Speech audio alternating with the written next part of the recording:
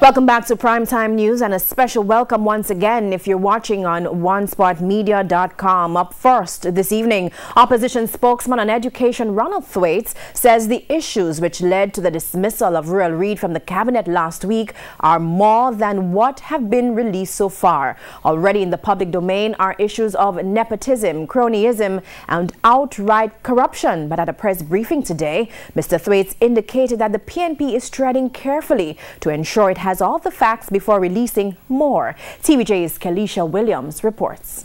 Questions raised last Monday and in the Senate on Friday about corruption involving the former Minister of Education and entities which report to the ministry, including the Caribbean Maritime University CMU, have opened a can of worms into the circumstances which led the Prime Minister to sack Ruel Reid as Education Minister last Wednesday.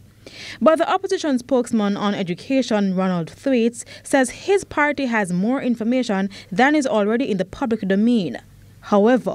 We, however, are not an investigative force, and therefore we rely upon the investigations that are underway.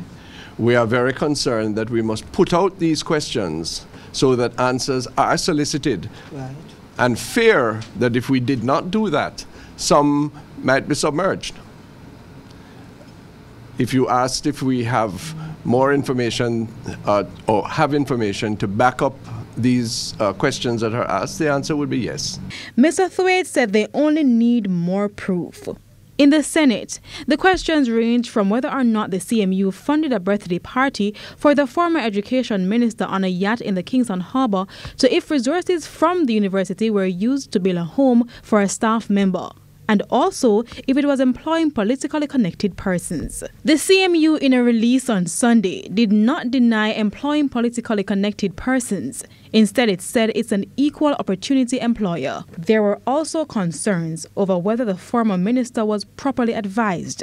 According to Mr. THWAITES, the National Council on Education, which was created by law to advise the education minister, has not been in operation since 2018.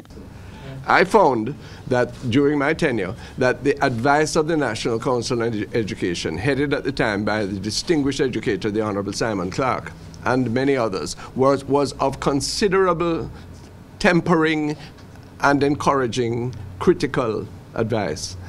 But according to Chairman of the PNP's National Commission on Education, ELAINE the issues arising should not be. So it's not as if we're talking about a system that really should be running, haywire and just doing what it feels like doing.